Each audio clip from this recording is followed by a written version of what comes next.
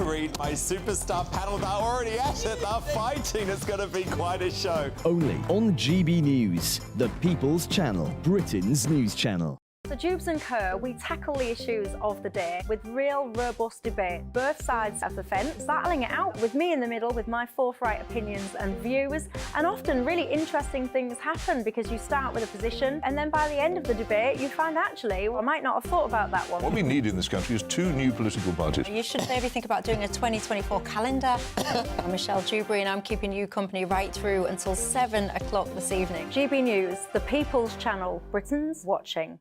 Monday to Thursday, 9 p.m. till 11 p.m. Join me, Dan Wootton. I'll bring you the sharpest takes and hottest debates. Do you not believe in prison? I don't believe in prisons. I'm completely stunned. I guarantee you there'll be no spin, no bias, no censorship. I actually was personally quite offended by it. And no reason to go to bed. So I guess they've always been quite woke. That's Dan Wootton tonight on TV, radio and online. Monday to Thursday from 9 p.m. till 11 p.m. on GB News. The People's Channel, Britain's news channel. In a world of dull and predictable radio and TV shows.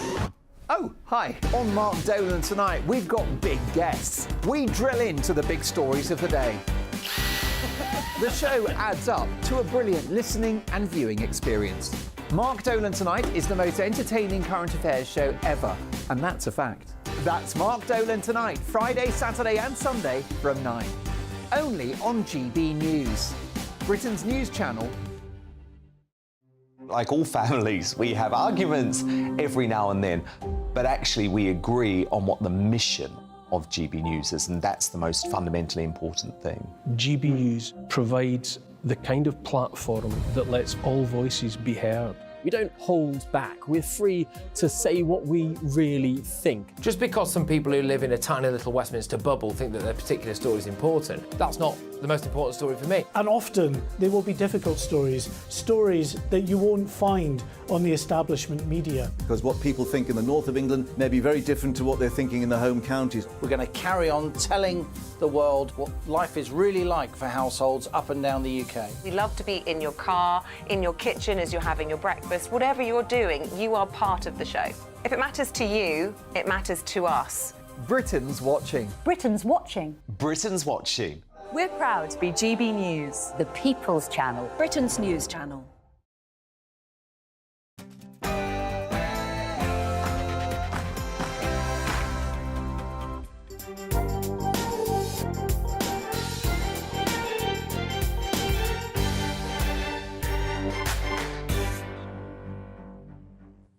A very good morning to you. Welcome to the Camilla Tominey Show with me, Tom Harwood.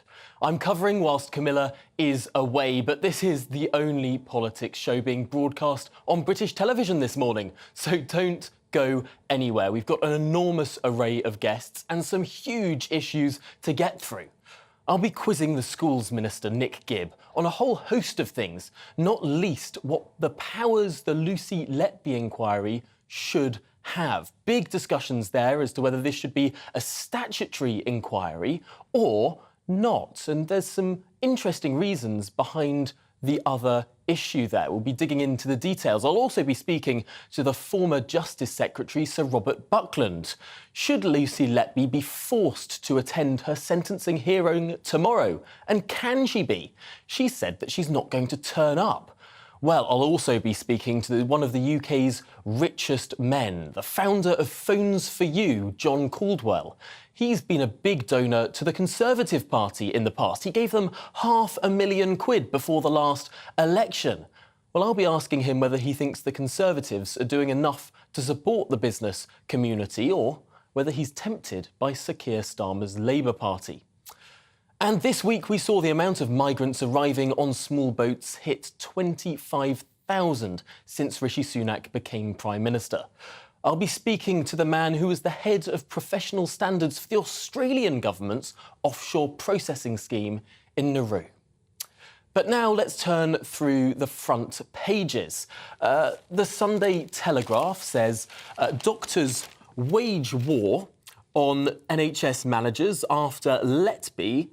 That's the Sunday Telegraph there. The Sunday Times, however, says killer Letby was offered role at top children's hospital after witch hunt. So sticking to a similar theme there. The Observer, of course, continues with the biggest story in town. Now investigate hospital bosses. Letby trial expert urges police. Lots to be getting stuck into there. And the Mail on Sunday says, now raw to victory, lionesses. By order of the King. That, of course, the other big story this morning. And on to the Sunday Express.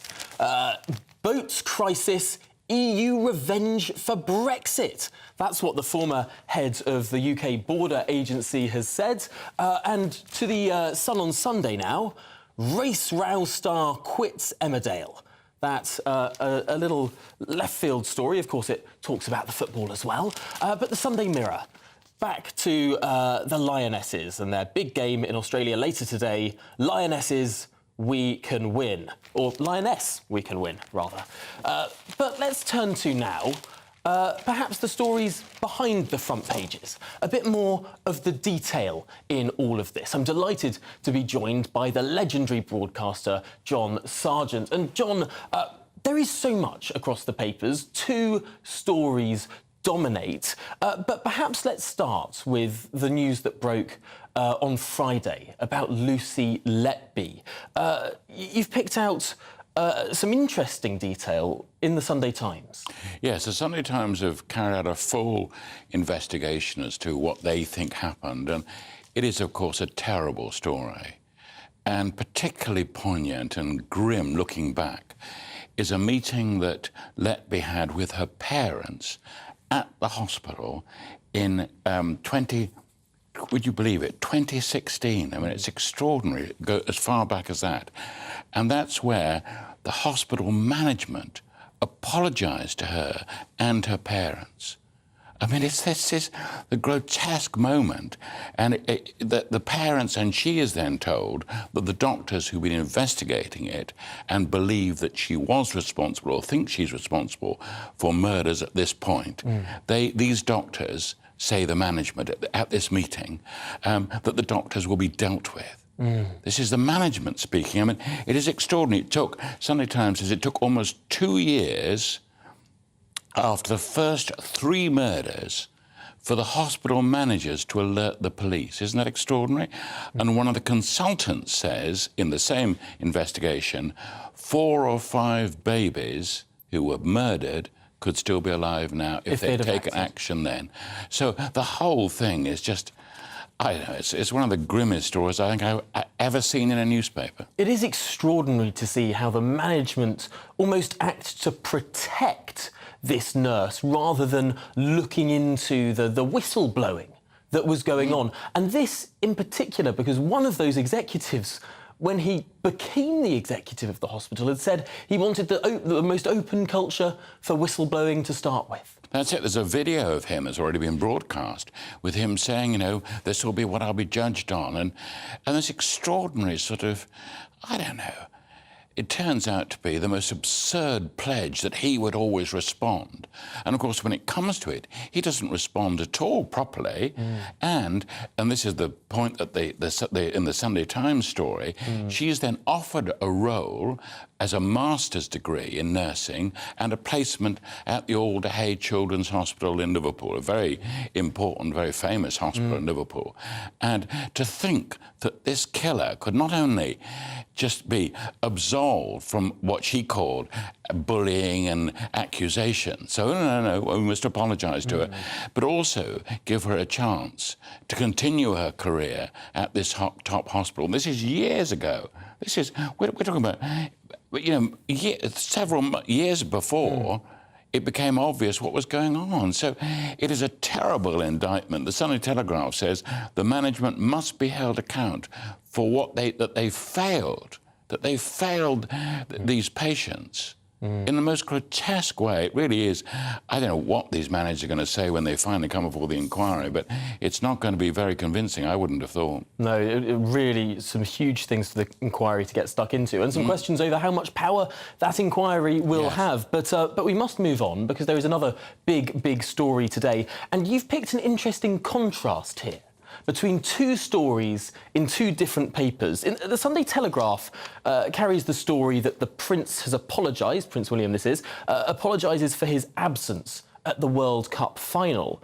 But you've contrasted this with the story in The Times, which is talking about how Prince William has embraced his destiny. What's this all about? Well, what's extraordinary is that you get these contrasting stories, really sort of saying that King Charles accepts he's a sort of caretaker looking forward to the real change when William will become king. And you think, well, rather decent of Charles to talk about William in this sort of rather flattering way, that he's not going to be much, but he's just going to be the walk-on before the great man arrives himself, which seems an extraordinary thing to say for a king. But anyway. Especially for a king who's been so vocal in his long apprenticeship for the job. That's it, waiting for all these years. Oh, no, I'm just sort of, I'll be seeing William in the job. But you then think, now, wait a minute, why has this come at this precise moment? Why have the courtiers been saying this, very close sources? And then you contrast that with the Prince William sorry for not going to Australia. And there are several reasons given. One of the ones which I personally don't agree with, which is that, he's worried of his carbon footprint. I don't think so. No. But they think, the other quote, this is from the Mail, saying it's not diplomatically sound, say sources. Is this of course, what they really mean is that the king has not visited Australia for 9 years. So he wants to make a big, substantial visit to Australia. And doesn't want to be upstaged by his son. Well, would he want to be? Now, look, we're speculating, we don't know. But it seems highly likely that, in fact, the king wouldn't be pleased if William went. What if the Lionesses win? And there's a great sort of wonderful, oh, how marvellous, and lots of supporters in Australia for our lovely Lionesses, and also for Prince William. And then, perhaps next year, the king arrives, not such an exciting visit. Of course, too difficult. King Charles has once been upstaged in Australia before, in his first visit, after his marriage to Diana. I wonder if echoes of this about it is fascinating to see all these things, the mechanics behind how the royals talk to the papers, how the papers sort of show this sort of discussion sort of hiding in plain sight. That's right. And you think, oh, no, you're being sort of silly, you're sort of making connections that aren't there. But we look back on what has happened in the last 20 or 30 years, and we do see patterns here. We see them, in fact, very worried about their personal standing, very worried about what will happen, very, very worried about how these royal visits will go.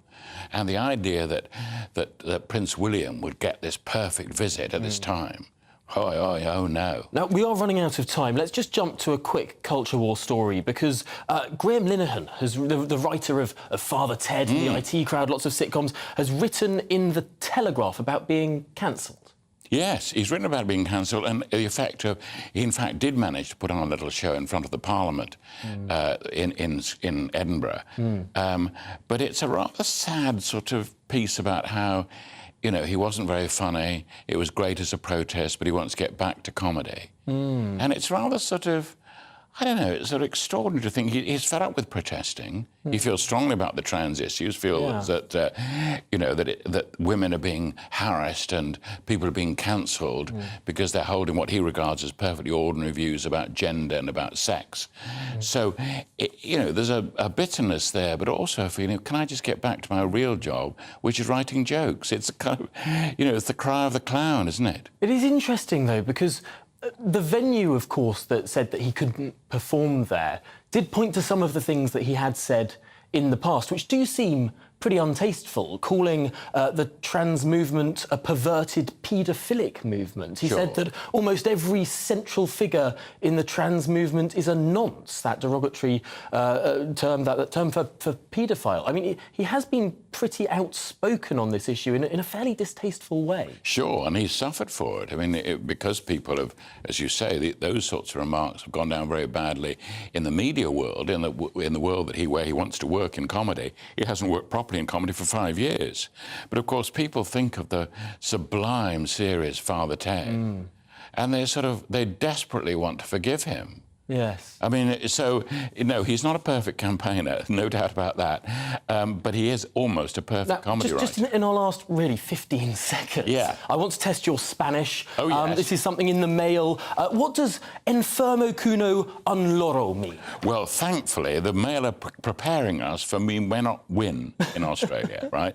So I happen to know what the enfermo como un loro, sick as a parrot. And nos lo robbaron. Well, no, this is very important. We were robbed. We were robbed. Well, that's what you say. Potentially words we may well need to stick by. John Sargent, thank you so much for going through the papers this morning. It's been absolutely fascinating. But let's now move on to our People's Panel, of course, which this week is in Guildford. And Catherine Foster, our political correspondent, is there. Catherine, what are the panel saying today? Yes, good morning, Tom, from Cocoa Cafe in sunny Guildford. I'm joined by the owner, Jacob. Jacob, thanks so much for hosting us today. Pleasure. How's business at the moment? Business is tough because the inflation is high and the cost of the living is high. The supply increased the prices, so it's very tough. Since we opened, at least 2 coffee shops in Guildford, they closed down because of the rent is high. The cost of living high, the labour is high, and business is high. So it's very difficult to survive. You have good regulars, don't you? And very lovely cakes. You'll see them in the background in a moment. Let's go and meet our panel now. Good morning, everybody. Thank you so much for giving your time this morning to talk to us on the People's Panel. Lucy Letby, obviously the nation, we've been completely horrified, haven't we, by this case. I'll come to you first, Casper. You are a marketing manager in the food industry. You were born 6.5 weeks prematurely, so this is something that especially resonates with you, isn't it? It does indeed, and it was a very serious time for me, and I needed 24-hour care and so many people involved, and what was critical was trust, that they were doing the right thing in your best interest. So I'm completely horrified with the Lucy Letby case because she clearly wasn't monitored and these terrible tragedies happened, and we need a real statutory inquiry that gets to the bottom of the issues so incidents like this cannot happen in the future. Yes, a lot of concerns from the families that this inquiry won't have sufficient powers to potentially hold hospital bosses, for instance, to account. Thank you for that. It'll be interesting to hear what Sir Robert Buckland has to say about that. Tamara, you're originally from Canada. You work in the transport industry. We'll be talking to Nick Gibb, the schools minister, shortly. You've got some thoughts about COVID and education, haven't you? Yes, I do. Thank you. So we're hearing in the news this week that COVID cases are starting to increase again, and there's also new variants circulating. During the pandemic, I believe that closing down schools had a negative impact on school children with their grades and also with increased social anxiety, and I believe we should avoid it at all costs in the future. What is the minister doing to ensure that this won't happen again and children's futures aren't negatively impacted any further?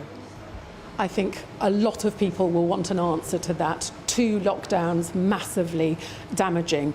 People will not want to see that happen ever again, will they? Thank you for that. And finally, to you, Richard.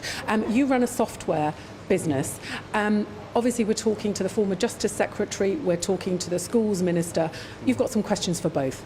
I do. So first, from an education perspective, our schools and universities seem increasingly more interested in teaching identity politics to young people, gender theory, critical race theory. How do we pull back from that and start teaching them the subjects, the real subjects that are actually going to help them get on in the world out there? And secondly, from a legal perspective, our justice system in this country seems to be increasingly hamstrung by international agreements with people like the European Court of Human Rights, United Nations, the WHO, many of which were signed, or some of which were signed a long time ago when the world was different, and a lot of which are used by politicians as excuses when they're asked to do something. Oh, I'd love to help, but international agreement, what can we do? So how do we start to take more control of our justice system, or at least update some of those agreements so they reflect today's world? And do you think if it turns out that we can't send people on flights to Rwanda, should the government potentially look at withdrawing from the ECHR? I think that's an absolute. You know, we could replicate the relevant aspects in UK law and at least have control over what we're doing. You know, Rwanda is a separate question, but the first thing in fixing any problem, and we do have some serious problems in this country, is to get control. That's what we need to do. So plenty of food for thought for the politicians coming up. Tom, back to you now in the studio. We'll be interested to see what they have to say. Well, Catherine, we will, of course, be back to you once we've heard what the politicians have to say. Thank you very much for those questions. We'll do our best to put them to the politicians this morning. But for the meantime, John Sargent still joins me in the studio. We've moved up to the breakfast bar this morning. That means we're doing more serious political discussion rather than flicking through the papers. Certainly higher up. Yeah. I want to ask you about Nick Gibb. He's a fascinating figure. He's been schools minister for over 12 years. And in this government, we haven't seen many individuals stay in one job for a very long time. We've seen a host of different prime ministers, different chancellors, different home secretaries. Do you think it's important that there are some jobs where an individual has been there through the course? Well, it can help. I mean, you get some of these jobs where there is prime ministers, where there are so many running through prime minister, and you think, wait a moment, how could they possibly be any good?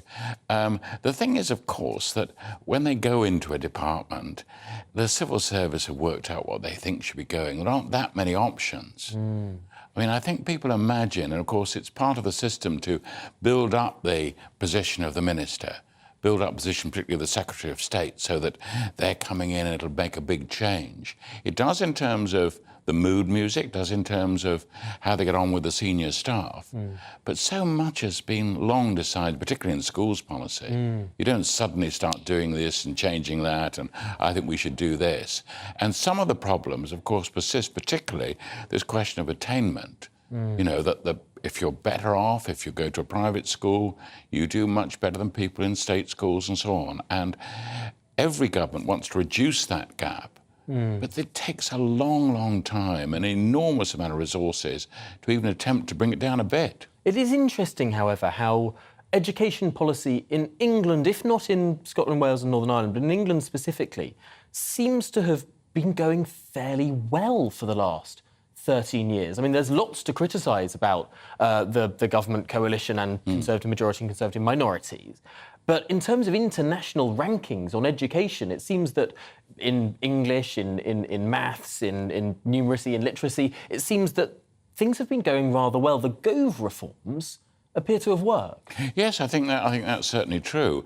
It's very difficult to judge, of course, and the COVID experience has so smashed up all the records, really, because you wonder. I know I've got grandchildren who've been going through the system, and for some of them, it has been a terrible period in all sorts of ways. It's and although, you know, they think, oh, they're getting okay, they're doing all right, and they're brave, and they don't say how sad it's been not to be at school and how difficult it has been looking at screens instead of teachers. But it's been a terrible period, I think, to be at school at all. At almost any level, it's been a hard time. No, really, really difficult. But John, thank you so much for talking through those big subjects, because we're now going to turn to Nick Gibb, the schools minister, who I'm delighted to say can join us now down the line from Westminster. Nick, thank you for joining us this morning. I suppose let's kick off with your big announcement this morning. A new Brit school in Bradford. Yes, Brit School North, building on the success of the Brit School in South London that has produced people like Adele and Amy Winehouse. They've sold 250 million albums from that school, collectively 15 Brit Awards. And we want the same opportunities for talented young people in the North. This is a 16 to 19 school for 500 students in drama, in dance and singing, in the technical aspects of theatre and film production. It will open in 3 or 4 years' time, and it's one of the first free schools that we're announcing next week as well. It's interesting that you've chosen Bradford for the location of this school, given that the government has recently appeared to have rolled back from Northern Powerhouse Rail, abandoning a stop in Bradford. How come you're putting a new crucial school for the arts in a place that is not getting the sort of rail investment that was once promised?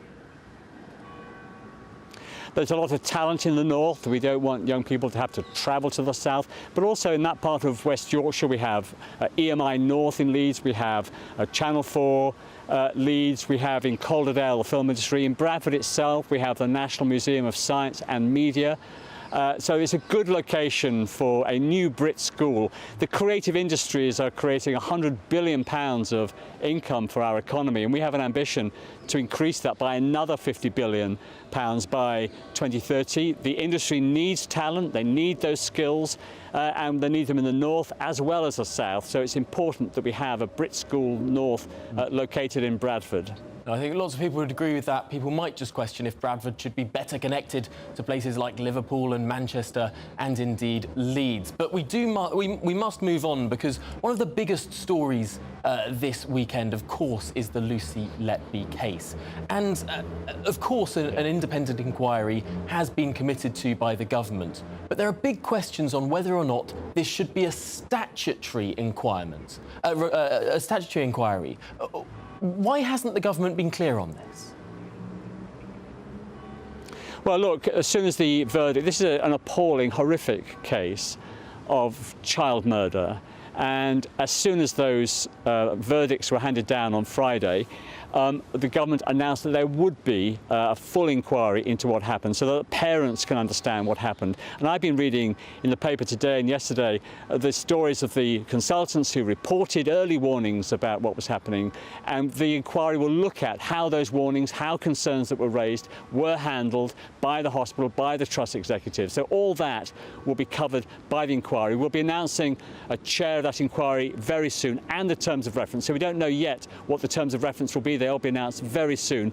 But what I can assure you is that they will look at all aspects of this right across the health service, so that we can understand what happened, learn lessons, and absolutely prevent anything like this from happening again. How soon will those terms of reference be announced? Because the families affected by this scandal, the families affected by this murderer, have been worried that this inquiry will be toothless, that it won't have the power, the statutory power, to compel witnesses. Well, we want the parents to be involved in shaping this inquiry. So the government will be talking to the parents and their representatives to make sure that the inquiry does cover all the aspects of the concerns that they have, and indeed the whole country has, so we can make sure that we learn all the lessons that need to be learned. Just one final time, will it have the power to compel witnesses? Well, let's see what the terms of reference have not been published yet. The government is working on those. We've already made a commitment that there will be an inquiry. The government is now working on the terms of reference. We will be talking to the parents to make sure they are involved in shaping this inquiry, and we'll be making announcements on both who will chair it and those terms of reference very soon. It does seem that there have been huge failings in the hospital, in the trust and in the NHS. Will this inquiry be looking into the clear failures in management, the warning signs that were missed, and indeed the lives that may well have been saved had management acted on the advice, on the whistleblowing of doctors? Yes, it will, absolutely. That's precisely what the inquiry will be covering. I've read those reports in today's paper and in yesterday's paper, and they're quite shocking. And that's what the inquiry really must get to, really must try and understand. Why warnings, why concerns that were raised, what the governance was of the hospital about these issues, and that's precisely what the inquiry will look at, so we can learn precisely what happened, learn lessons from that, and then prevent it from happening again. Now, I do want to move on to another huge issue that our audience massively cares about, and that is the small boats crisis, because this week we learned that since Rishi Sunak became Prime Minister, the number illegally arriving on the shores of the United Kingdom by small boat has risen to 25,000 just during Rishi Sunak's short time as Prime Minister. The government's failing here, isn't it? Well, the Prime Minister came into office in October. He's given one of his top 5 pledges is to tackle the small boats issue. This current year, year to date, we are 15%. There are 15% fewer small boats crossings than there were at this time last year. There's clearly more to do. We've negotiated with the leadership of the Prime Minister deals with France, with Albania, with Turkey to get the intelligence to understand what's happening so we can tackle it at the root. We passed the illegal migration bill, and that gives the power now that that bill is in statute, it means that anybody arriving in this country illegally cannot have a residency here. So anybody arriving on boats now will be sent back to where they came from or to a third-party safe country such as Rwanda. So the Prime Minister, this is a top priority for the Prime Minister, and actually we are achieving some success, but there's clearly a lot more to do, and that's what's the topmost of the Prime Minister's agenda and the government's agenda at the moment. Well, it seems that the flagship element of the government's plan on small boats, the Rwanda plan, is stuck in the courts. We're not going to have an answer on this for a very long time. This is leading some of your colleagues, indeed some very high-profile candidates to be Conservative MPs at the next election. It's leading them to say that Britain should leave the ECHR. What's the government's position on that? Well, look, we have to wait for the verdict of the Supreme Court. We are confident that Rwanda process will work, but we have to wait for the judgment of the Supreme Court on this matter. We passed the Illegal Migration Act because you have to deal with the incentives of people wanting to make that very dangerous crossing. People are drowning in the channel. Children are drowning in the channel. We cannot, for humanitarian reasons, allow these people smugglers to continue their evil trade, preying on people's desire to get to this country. So we have to make it clear that if you come via that route or any illegal route, you will not be able to seek asylum in this country. You will be detained on arrival and then sent back to the country from which they came or to a third-party safe country such as Rwanda. That's the policy. The Act has been through Parliament, by the way, opposed by the Liberal Democrats and the Labour Party. But that is the policy. I believe it will work. We just now need to wait for the outcome of the Supreme Court decision. Well, Nick Gibb, thank you very much for your time this morning. It's a pleasure to speak to you, and thank you for your candid responses to those questions too. Well, in just a moment, I'll be speaking to the former Justice Secretary, Sir Robert Buckland. What's his view on how things can change in our court system? Should Lucy Letby be forced to attend her sentencing? All of that after the news headlines.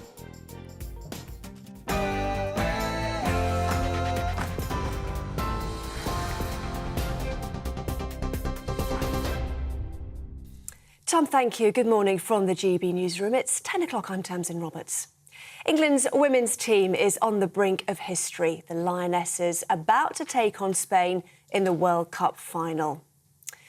Well, this is the scene in Sydney where fans are gathering for the big game, which kicks off in just under an hour. Serena Wiegmann's side is looking to win the competition for the first time.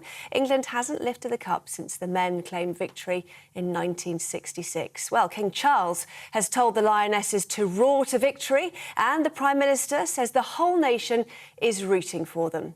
Former referee Janie Frampton says it'll be a close match, but England has the edge. There's a huge difference between your technical ability and your mental strength. And that is what I think is going to win the game for us today. And I've not seen that, not in any of our squads before. The girls showed some of it in the Euros. And as this tournament's building, they've shown it game on game. And they are phenomenal. The British Medical Association is calling for hospital managers to be regulated in a similar way to medical staff. The call comes in the wake of Lucy Letby's conviction. The BMA says it's deeply worrying that consultants who repeatedly raised concerns about the former nurse weren't listened to. Letby was found guilty of the murder of 7 babies and the attempted murder of 6 others. She'll be sentenced tomorrow. A 50-year-old man will appear in court tomorrow following the major police data breach in Northern Ireland. He's been charged with possessing documents likely to be useful to terrorists. It's after the details of 10,000 officers and staff were published online by mistake. Police believe the information is now in the hands of dissident Republicans. A new Brit school is set to open in Bradford in West Yorkshire.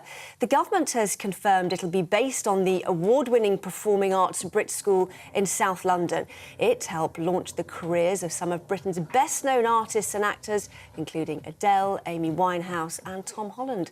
The new school is set to open by 2027. This is GB News across the UK, on TV, in your car, on digital radio and on your smart speaker by saying play GB News. Now, though, it's back to Tom.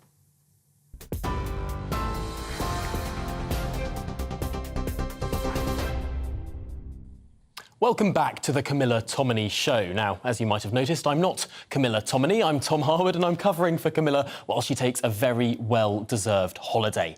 But don't go anywhere. In just a minute, we'll be speaking to the former Justice Secretary, Sir Robert Buckland. I want to get his view on what might need to change in the court system. It's frankly disgraceful to many that Lucy Letby may well avoid being at her own sentencing. Should killers be forced to be there to hear their own sentencing? Some big questions there. I'll also get the very latest on the war in Ukraine and how it affects us here in Britain with my GB News colleague and the former Defence Secretary, Michael Portillo.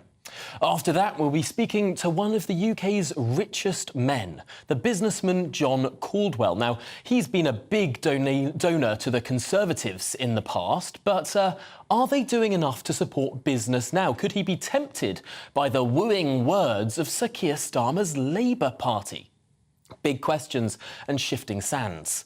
I'll also be speaking to the man who was the head of the professional standards area for the Australian government's offshore processing scheme in Nauru.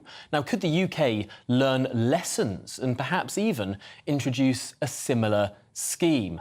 Really big questions, big guests and interesting conversations to come up over the next hour.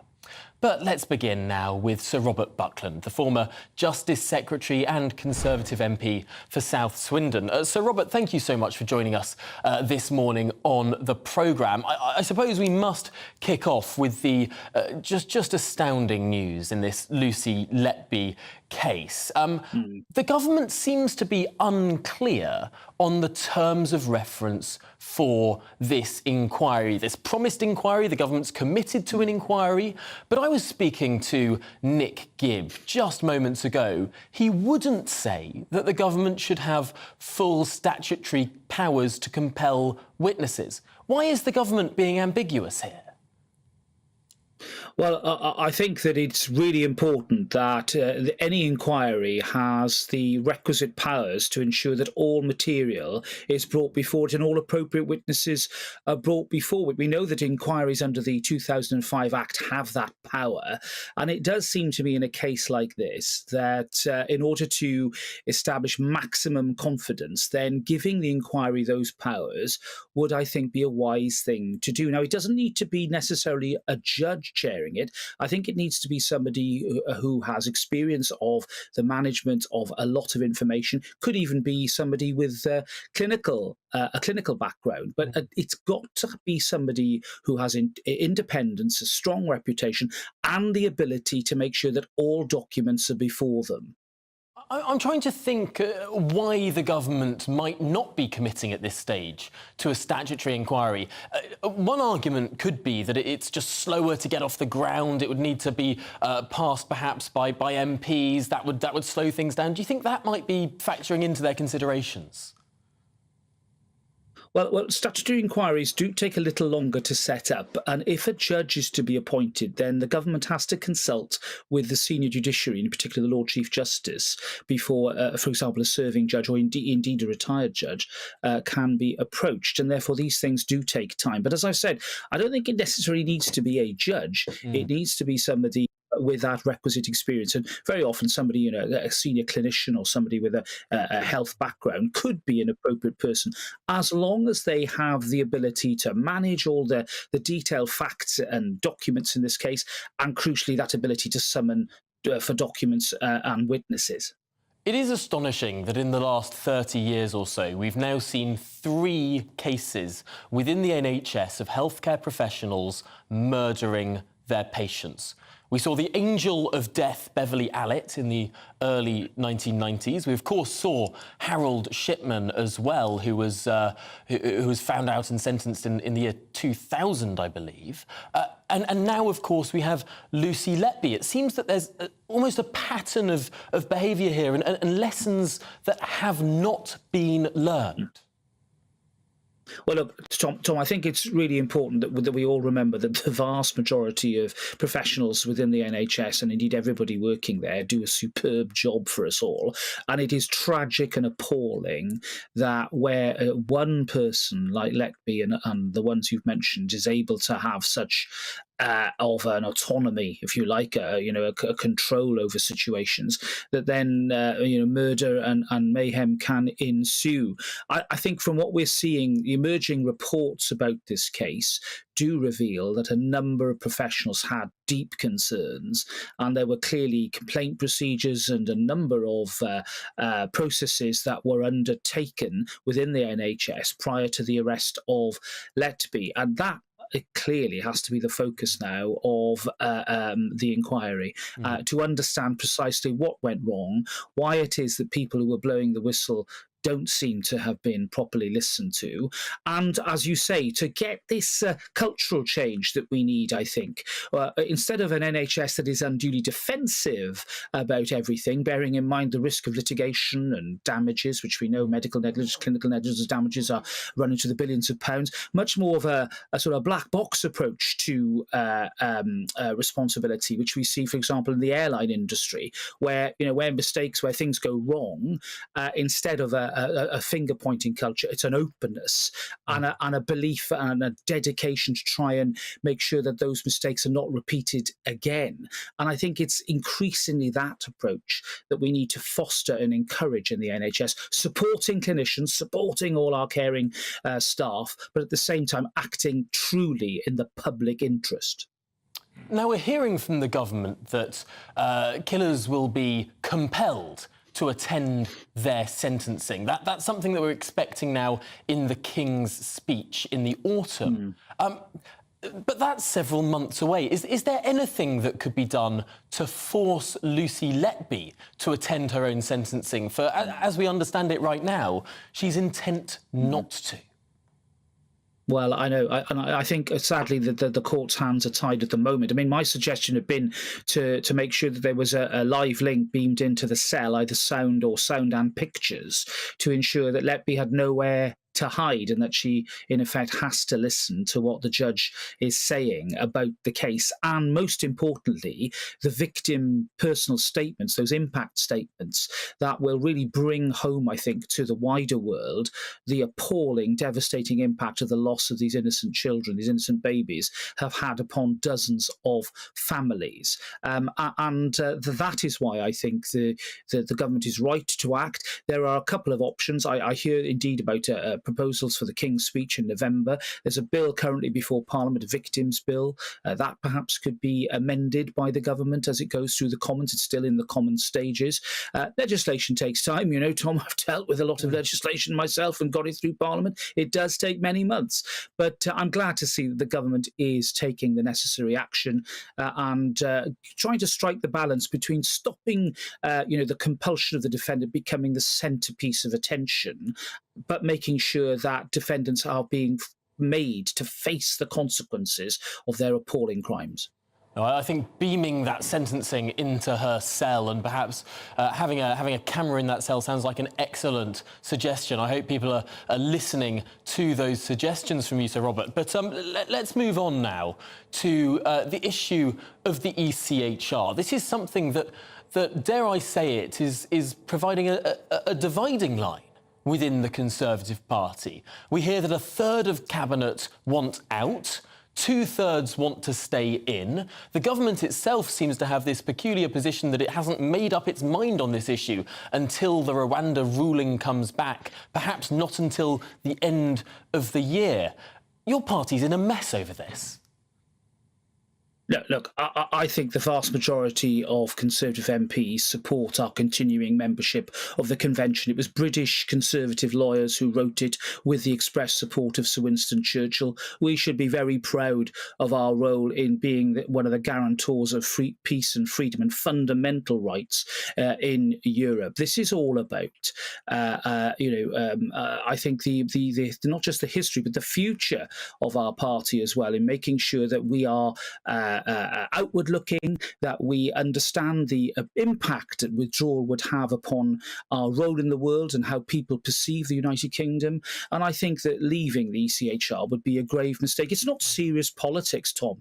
I still don't follow precisely what leaving the ECHR would do when it comes to things like the Rwanda policy. The Court of Appeal didn't say that sending people to a third country was unlawful or in breach of the ECHR. What they wanted was more evidence that Rwanda was a safe country. Now, we define safe country in domestic law. The Lord Chief Justice thought that the government had provided enough evidence. The other two judges disagreed. That's what the issue boils down to now, and that's what I think we should all be focusing upon. I support the policy, absolutely support it, but I don't think that debates about the ECHR help anybody. It's a massive red herring, and we should move on and focus on what's important when it comes to this vital issue of small boats. Was it not the case that those individuals who were sitting on that plane, that original plane that was ready to take off to Rwanda, who were then taken off the plane one by one, that was under rulings from the ECHR?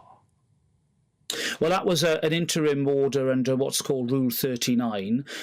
It's only an interim order. When you look at the terms of the treaty that we signed, the convention, the United Kingdom is bound by final judgments of the court affecting the UK. And Tom, the number of judgments every year involving the UK is tiny. It's on the fingers of one hand, as opposed to, say, Russia, formerly a member, which was being found in breach hundreds of times, as you would expect a regime like Putin's to be found in breach. I really think that there's a world of difference between the Strasbourg court and its role and the role that the Luxembourg court had when we were members of the EU, that clearly had a direct effect upon the applicability of law in the UK.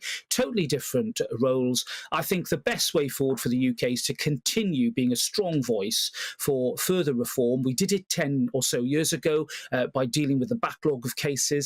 We can do it again. And I think that, talk about leaving just diminishes the leading role that our country has played, particularly in light of the importance of unity in the face of Putin's aggression in Ukraine. I can't think of a worse time for an issue like this to be raised. And that's why I think we should put the issue firmly back in the box, focus upon the practicalities, and support the Prime Minister on his initiatives with Albania, and indeed I hope with Turkey and other countries, that I think will really have an effect upon the small boats crisis.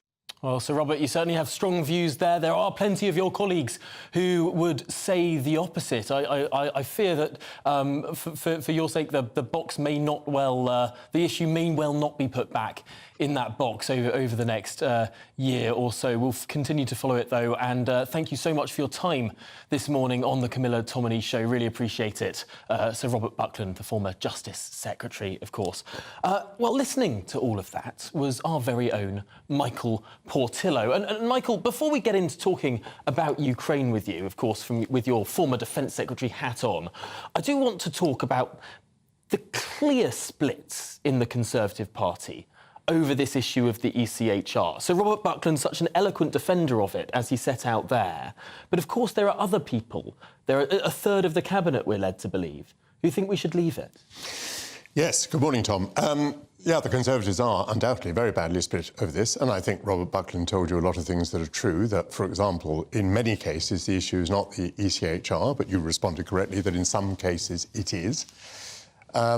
he had this phrase about serious people don't want to leave the ECHR, and I think it's one of these cases where there is a kind of very strong establishment view, and those who are pushing against it are regarded as it were, the usual suspects on the backbenches, although, as you say, they also range into the cabinet. My view is that the government will be extremely reluctant to leave the ECHR. I think largely because they don't want to undermine our relationship with the European Union anymore. It's important to note that these are two separate things. The ECHR are completely different from the EU, but some of our agreements with the European Union make reference to the ECHR. And so we'd be looking at undoing some of those arrangements. And I think, if the government has a series of problems, it's the Northern Ireland Protocol and the boats. In both of those cases, a lot of people suspect that what we're suffering from is revenge from the European Union over Brexit. So I think the Cabinet will be pretty reluctant to reopen the issue.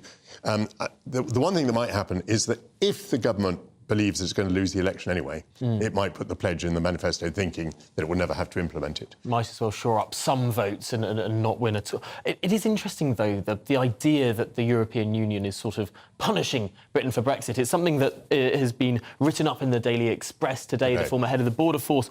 Is that why we don't have a returns agreement with France or the EU as a whole, do you think? Well, I mean, we all say that we could break the model of the people smugglers if coming across the channel were not successful for the migrants. Well, the easiest way of not being successful would be to return them. So, I mean, of course, the whole business could be closed down tomorrow if we could simply send people back to their place of origin, which would be France or Belgium or wherever. Those terribly unsafe places. Yes. Yeah. So, I mean, clearly, if France and Belgium and the European Union wanted to help and wanted to close the issue down, they could. So I think it's quite difficult to avoid the impression that we are being punished, or at least, I suppose, from their point of view, they'd say, look, this is a European-wide problem, and just because you've left the European Union doesn't mean that you can be allowed not to participate in a European-wide problem. So that would be the more charitable way of putting it, but it comes down to the same thing, really. Well, to Ukraine now. We've heard in the last week, big news, that the United States has finally said it will allow these F-16 aircraft, the incredibly fast, incredibly agile, very modern aircraft, to be sent to Kiev. Will this change anything?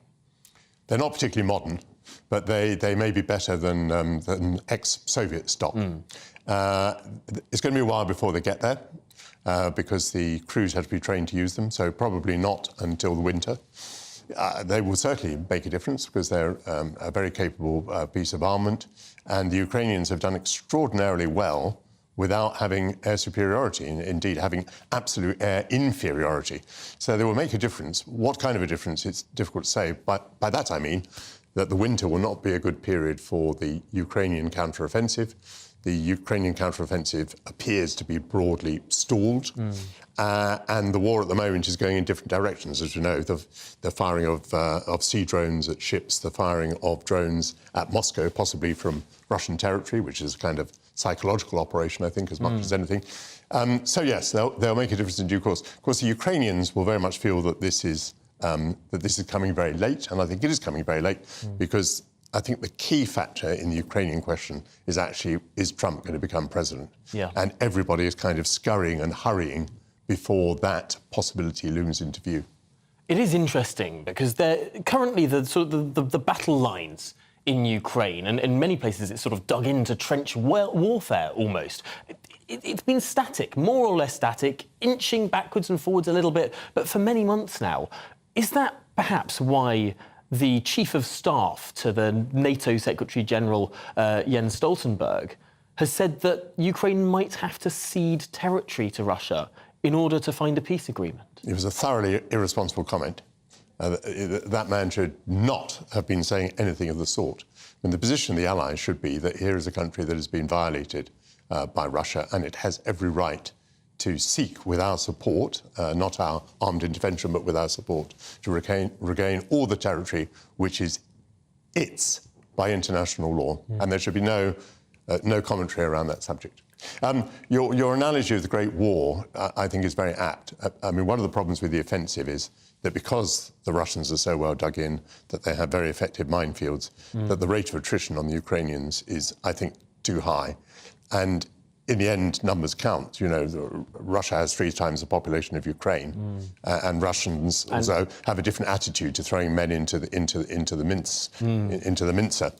So that's one of the reasons I think, you know, Ukraine has to be very careful about what level of casualty it sustains. Well, we've seen it in the history of Russia as well. Stalingrad, I suppose, is the example of just sort of sending hundreds of thousands of men to die with zero regard for them. I wonder, but with success. But with success.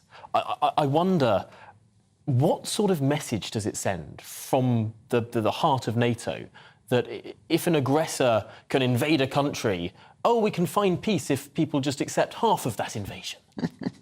Well, if we go back to historic analogies, it's like Munich, isn't it? It's you know, chopping up other people's territory for them.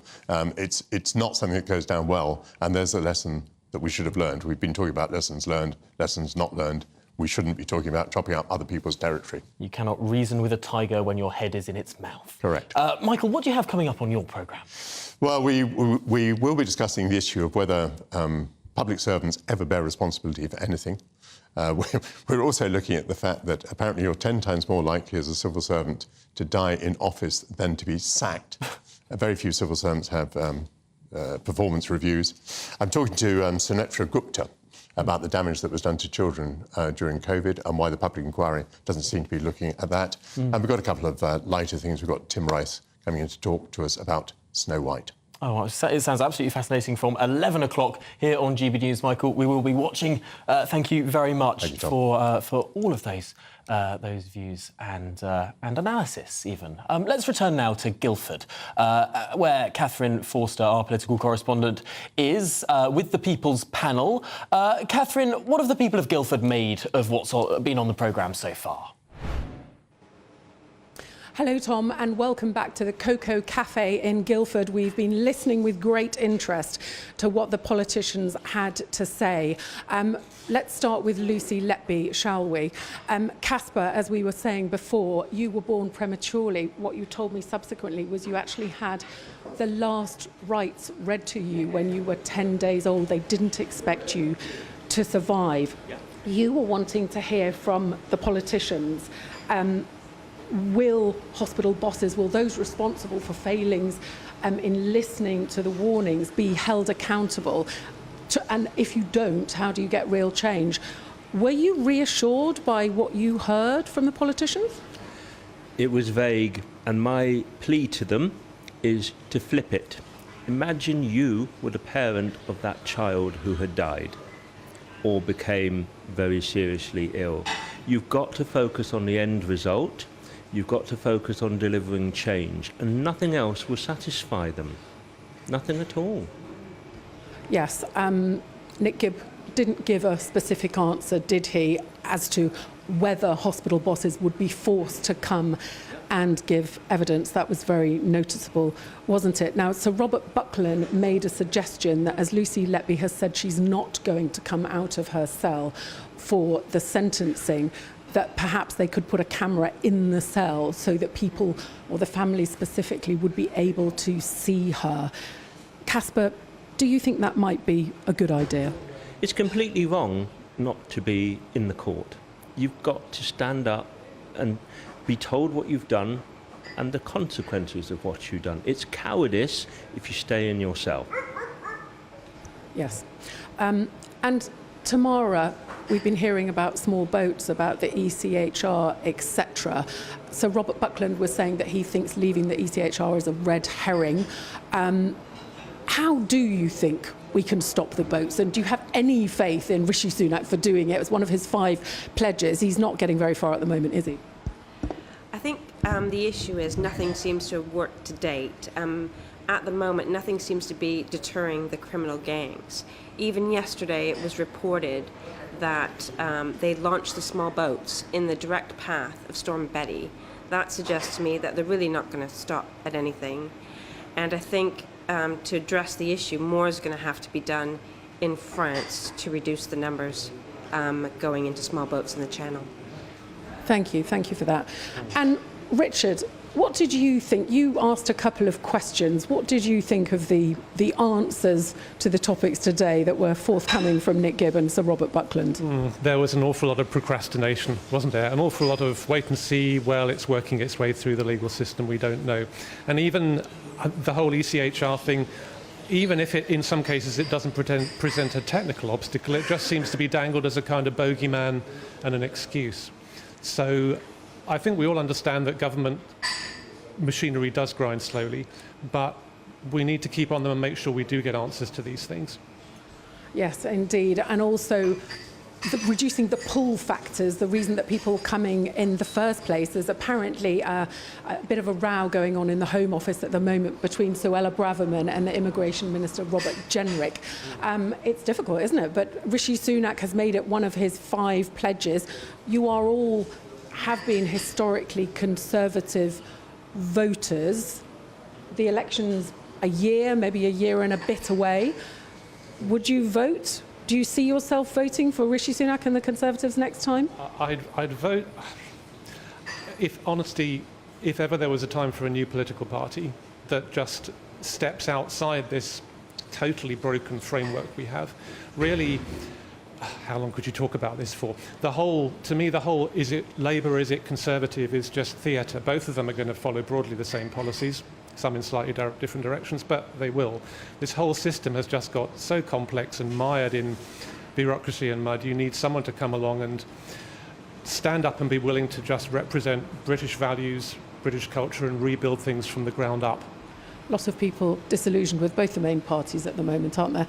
And Casper, would you vote Conservative, do you think? Reluctantly, because it's fear of the alternatives.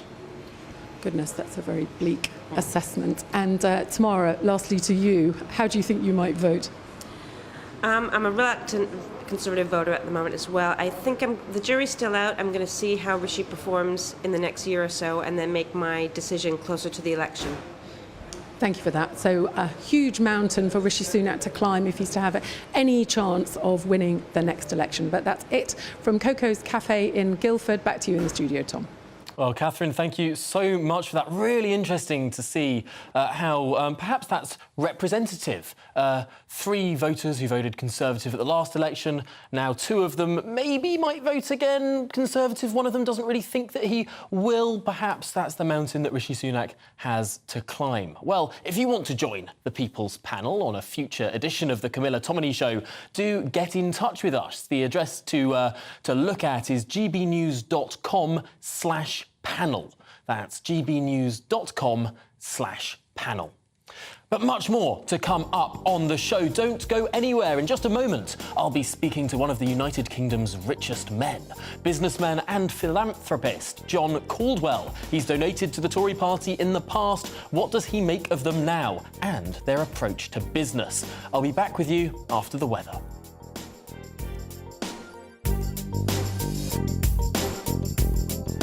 That warm feeling inside. From Boxed Boilers.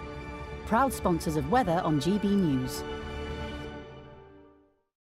Hello, I am Dan Stroud and this is your latest GB News forecast from the Met Office. So a bit of a misty start for some of us this morning. That's thanks largely to an area of high pressure to the south of the country.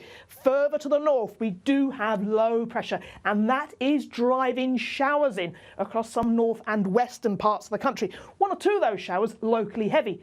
Largely dry with some decent sunny spells the further south and east you are, and with generally lighter winds than we saw on Saturday. It will feel relatively pleasant out there, with temperatures rising into the mid-20s across the extreme south and east. Further to the north, temperatures closer to the average for the time of year. So those showers tending to peter out across England and Wales overnight. Further to the north and west, we do see thicker cloud and showery outbreaks of rain starting to push in. And with clear skies across the south, those temperatures dipping low enough for some mist and fog patches to form during the early hours of Monday morning. So it's a bit of a misty, foggy start for some of us in the extreme south and east on Monday, but that cloud will quickly burn off. Further to the north, we do have thicker cloud with outbreaks of rain pushing slowly eastwards. Temperatures generally around average for the time of year, especially across the north. Further to the south, we are looking at temperatures again similar to Saturday's. That warm feeling inside. From Boxed Boilers, proud sponsors of weather on GB News.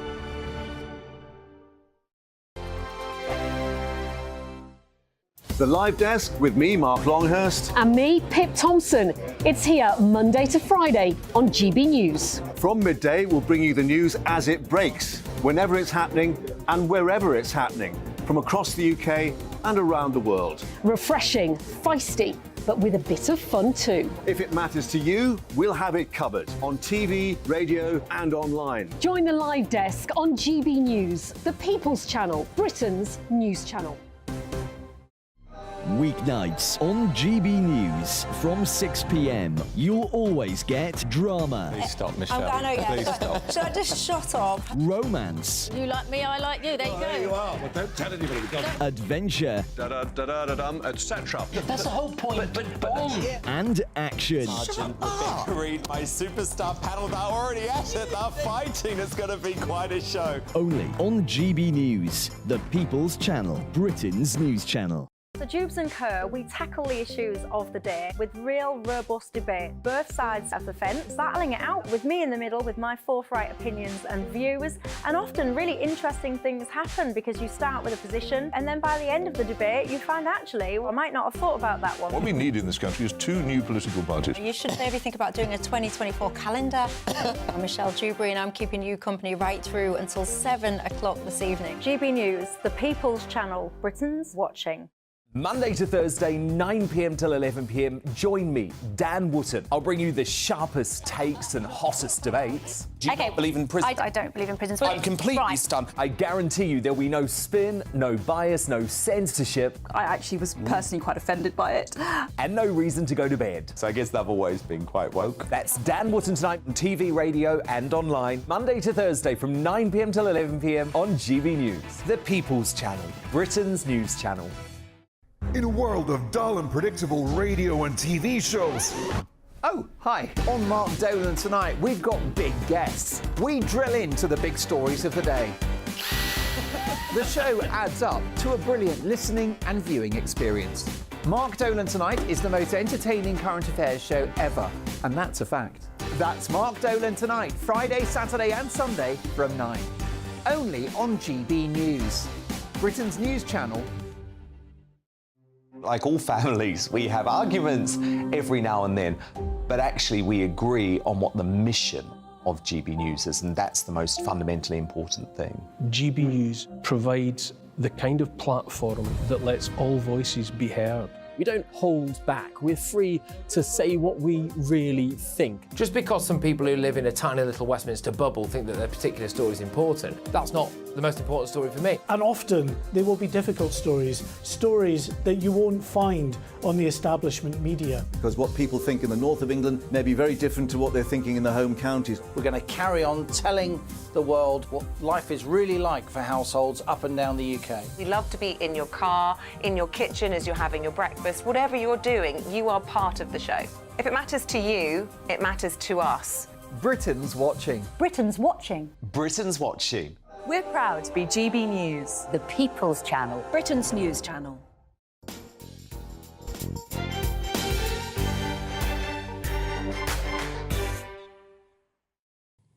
Welcome back to the Camilla Tominey Show.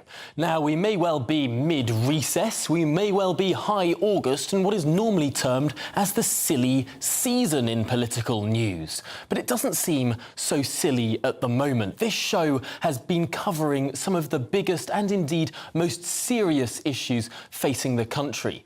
We've seen the government obfuscate over whether or not the inquiry into the Lucy Letby affair will have full statutory powers. We've looked into a simmering civil war in the Conservative Party over membership of the ECHR. That doesn't look like it's going away anytime soon. We've even covered what the government want us to talk about, which is their new announcement of a new Brit school in Bradford. Although they seem to have dodged the question of a new rail link to Bradford, which Liz Truss promised and Rishi Sunak ditched. It's been a fascinating programme so far, but let's get diving right back in to the action, because John Caldwell, the businessman, the founder of Phones for You, the philanthropist who has donated to the Conservative Party in the past, joins us now. And John, thank you so much for your time this morning. Really appreciate it. First of all, I want to ask good morning. What inspired you to donate £500,000 to Boris Johnson's Conservative Party just before the 2019 general election? The inspiration wasn't an inspiration. It was more to do with dreading Corbyn and McDonnell getting into power and the consequences for Britain. You know, they had a very, very weird policy of bashing rich people. And if you want rich people to stay in the UK, you should encourage them. That doesn't mean pay less tax. It means encourage them and make them feel wanted, not insult them and then try and take the money off them as well. You know, we need to woo rich people and give them an incentive to stay, but not a financial one, but an incentive to stay and help the UK economy. It reminds me of the old Peter Mandelson line that New Labour is intensely relaxed about people becoming filthy rich as long as they pay their taxes. I suppose that's where most people in Britain sit. And I wonder, John, how do you view the Labour Party's transformation over the last few years? You did donate to the Conservatives under Boris Johnson. Are you feeling more attracted to Sir Keir Starmer's Labour Party now?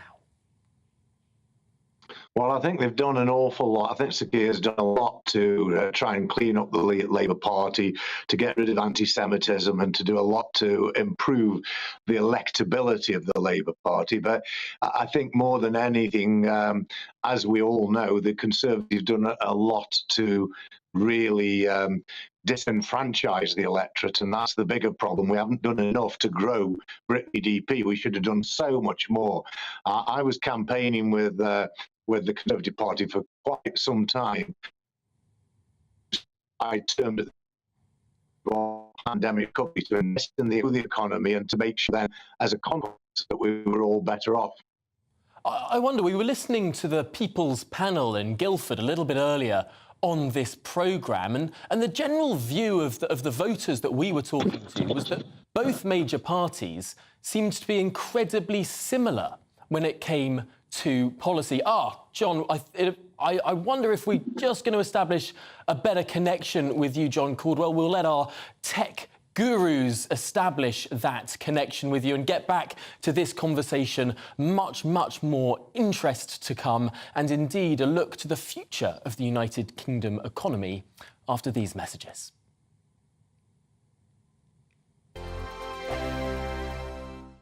What you get for breakfast is something that, if we do our jobs right, you will wake up to news that you didn't know the night before. It's a conversation. It's not just me and Eamon. We want to get to know you, and we want you to get to know us. From 6, it's Breakfast with Eamon and Isabel. Monday to Thursdays on GB News, Britain's news channel. Westminster is going around in ever-decreasing circles, followed by the media. Britain is broken. How on earth did we get into this mess? But more importantly, how do we get out of it? Join me at 7 p.m, Mondays to Thursdays on Farage, here on GB News. We will have open, rational debate. We've got to work out how Britain moves forward from this. Join us here on GB News, the People's Channel. Britain is watching.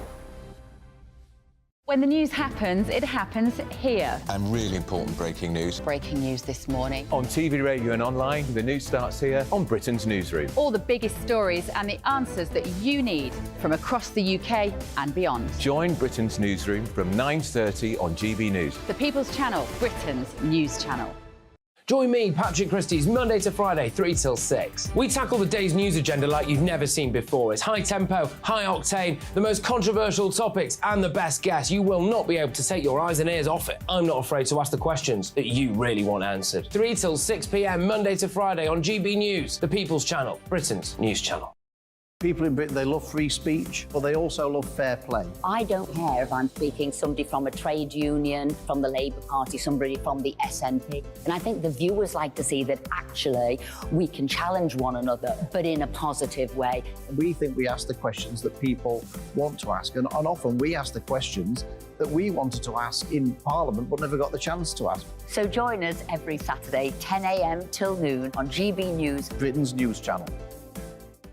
Hi, I'm Dan Wootton. You can watch me live on GB News Monday to Thursday from 9 p.m. And did you know that you can also watch and listen live on our website, gbnews.com. You'll always be up to date on the latest breaking news, as well as enjoying the best stories, opinions and shows. You can even join the debate under our live player as you're watching. So head straight to gbnews.com on TV, radio and online. GB News, Britain's news channel. It's all about family, being in people's living rooms, all the interaction and getting to know who our viewers and listeners are. When I was young, my dad used to say, Nana, stop arguing. I wanted an outlet that would enable me to give my opinion. People are going through a really hard time right now, and I know that you don't feel like you're being listened to by the establishment. I came to GB News because it's the People's Channel, and I want the audience to have their say on the events of the day. We're dynamic. We do something different. Democracy shows that the wisdom of the nation is in its people. I get to travel to find out what the story is from a personal perspective. The British people aren't fools. We know when we're not being told the full story. We've got to work out how Britain moves forward from this. It's the best country in the world. The establishment had their chance. Now we're here to represent your views. Britain's watching. Britain's watching. Britain's watching. We're proud to be GB News, The People's Channel, Britain's news channel.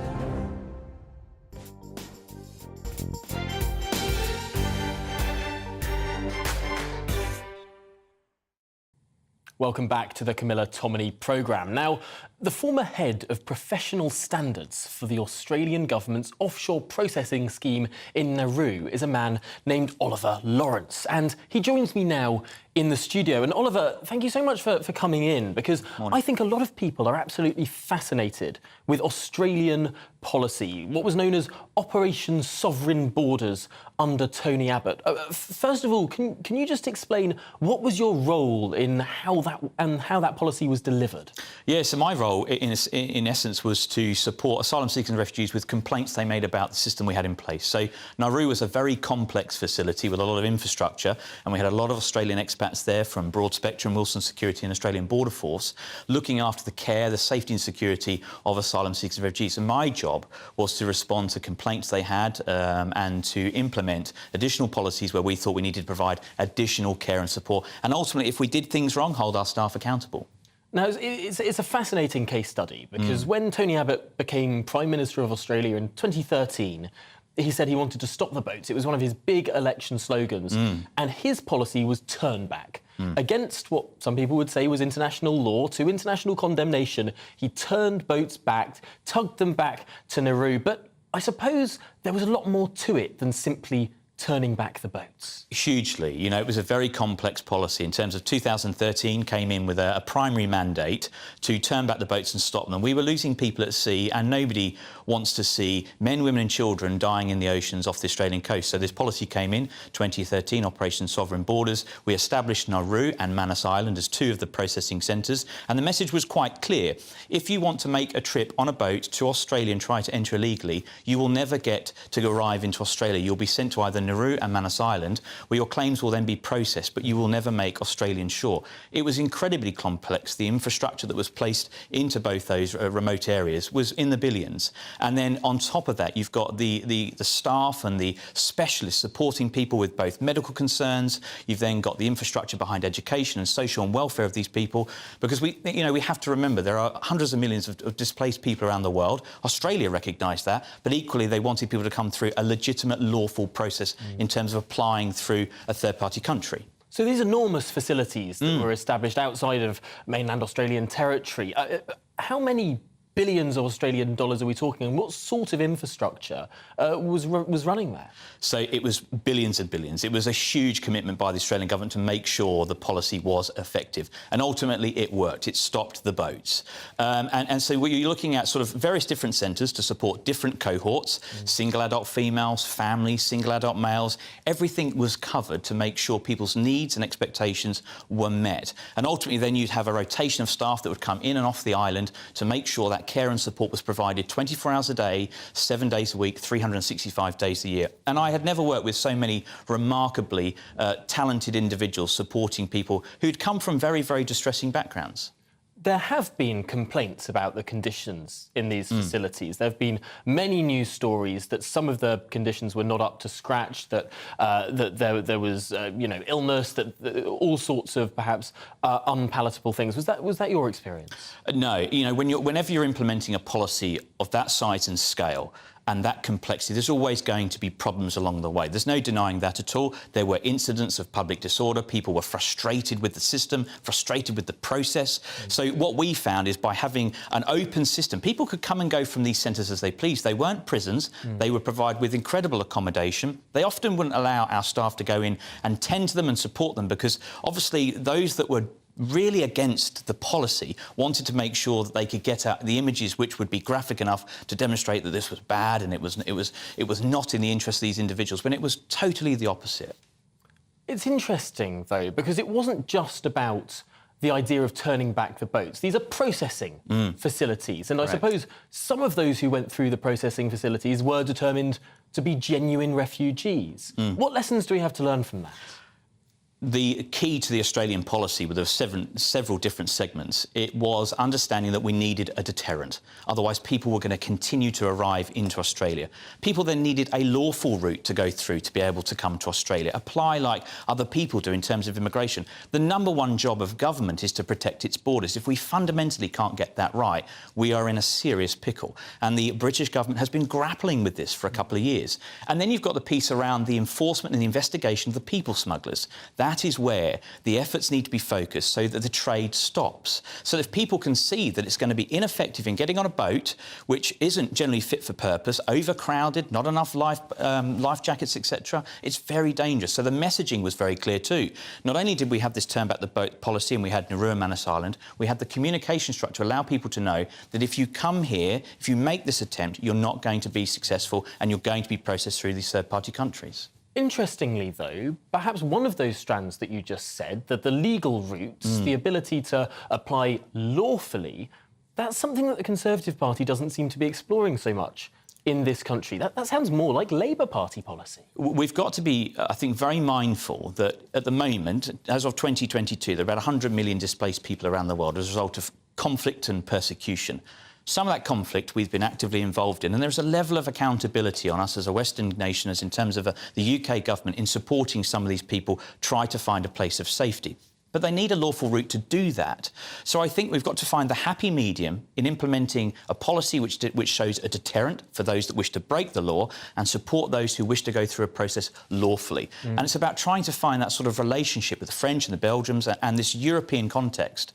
That's one thing Australia didn't have, the complexities of Europe. Australia was able to drive this policy because it had no real pushback from anyone other than some sort of very vocal charity groups. But the UK has Europe, which is not being overly supportive and not helpful in terms of designing a successful policy. I wonder if that's where the comparisons, therefore, break down. Australia sort of had no rich, powerful countries in its immediate vicinity saying, no, you can't take boats back to here. It could sort of ride roughshod over the views and ideas of the countries around it in a way that perhaps we can't do with France without some pretty serious economic consequences. Well, yeah, and I think with this and serious economic investment, you look at the Rwanda setup. Have we really researched, around that particular policy? At the moment, for me, it feels very band-aid. It feels to me like there's an election cycle coming, and we're going to put things into place quickly to show the electorate that we're doing something. But are we really doing something? Are we really making the bold decisions? Are we really making the bold moves? Because, as you said, under Rishi Sunak's premiership, 25,000 have arrived. He's only been in power a very short time. So clearly, the messaging that he's getting out is not working. You've got to be fair, firm and decisive with the policy. That is the key to success. It is so interesting because the policies seem to have been so muddled coming out of the government. It seems like we get a different scheme or gimmick each week without that clear sense of direction. And I wonder, what is your view, as someone who worked at the heart of the Australian system, what is your view of the Rwanda scheme? Because a lot of people might think that this is offshore processing, when it really, it's nothing of the sort. No, it's just picking up a cohort of people that have tried to enter the country, dropping them off and wishing them the best of luck from what I can see. And I think if I was Suella Braverman, if I was the Prime Minister, I would be picking up the phone to people like Tony Abbott or the former head of Australian Border Force, Roman Quadrig, and having conversations saying, how are you so successful about this? There's always going to be this huge divide as to whether people agree with it or not. But ultimately, if the experts are out there, if you found a policy which has been successful, albeit it was contentious and there were challenges, find the people that can help you design something which you can implement, which will be a success, and make sure that you don't have.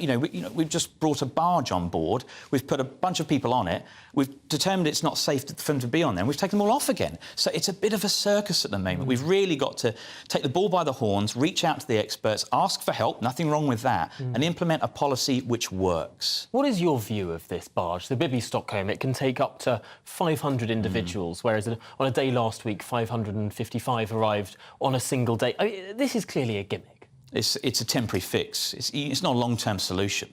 Again, it's optics. We're doing things. We found this big boat. We can put a heap of people on it. We can support them. We can go through this process.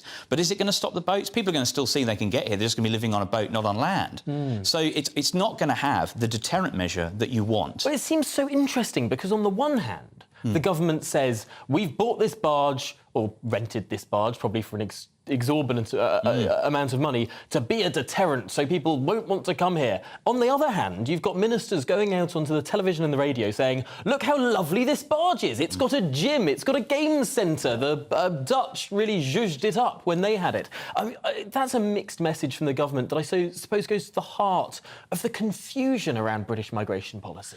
And when you look at the deterrent, how can it be one? You're still coming here, just your accommodation has just been uniquely identified as a boat. When one could turn around and say, look at the Australian model, the deterrent was you will not be coming to Australia, you will be processed through a third-party country, which is a 4-hour flight by 737, miles away, surrounded by a mass of water, and this is going to be a long and arduous process. And one of the greatest challenges for us in the Nauru setup and Manus Islands is when we identified boats at sea and we intercepted them, people's identification was all thrown overseas. We didn't know who people were, we didn't know what risk they may potentially pose from a national security perspective and to the welfare of Australians.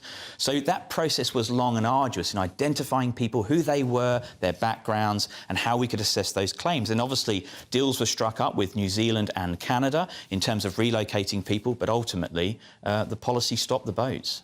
What do you make, then, of ideas that have been floated, that have been briefed out to the media, of the Brits using Ascension Island in a similar way, of having a facility, not like Rwanda, where we're just sort of dumping people in another country, say, make your life there, but a system where we can genuinely do this sort of offshore processing that the Australians did, that you worked within, that would help determine the genuine refugees from those who are just economic migrants? Well, it's very much the fabric of the start of a good potential policy, but you've got to make sure you've got all the other elements in place in terms of, importantly, cutting off the supply chain of the people smugglers. If you don't do that, they're going to keep coming. Then you've got the lawful process people could come through, so they identify if they go through a lawful purpose, then we'll listen to those claims. But we don't want people to take advantage of the system. We've got to find neutral ground. And then there's the messaging. We've got to get this out far and wide. The Australian government did it very well for our army chiefs and the people that are leading sovereign borders, that if you go this route, you will not be successful. So I like the idea in principle. Well, Oliver Lawrence, it's been an absolutely fascinating conversation, so much more nuance within that policy than I think many people had initially thought. Well, that's it for the programme today. Thank you to Oliver. Thank you to all of my guests. I'll be back here next week, next Sunday, for more of the one-stop shop for all your political news on a Sunday, The Camilla Tominey Show.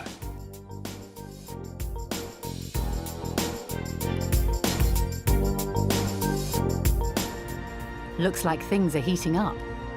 Boxed boilers, proud sponsors of weather on GB News. Hello, I am Dan Stroud and this is your latest GB News forecast from the Met Office. So a bit of a misty start for some of us this morning. That's thanks largely to an area of high pressure to the south of the country. Further to the north, we do have low pressure, and that is driving showers in across some north and western parts of the country. One or two of those showers locally heavy. Largely dry with some decent sunny spells the further south and east you are, and with generally lighter winds than we saw on Saturday. It will feel relatively pleasant out there, with temperatures rising into the mid-20s across the extreme south and east. Further to the north, temperatures closer to the average for the time of year. So showers tending to peter out across England and Wales overnight. Further to the north and west, we do see thicker cloud and showery outbreaks of rain starting to push in. And with clear skies across the south, those temperatures dipping low enough for some mist and fog patches to form during the early hours of Monday morning. So it's a bit of a misty, foggy start for some of us in the extreme south and east on Monday, but that cloud will quickly burn off. Further to the north, we do have thicker cloud with outbreaks of rain pushing slowly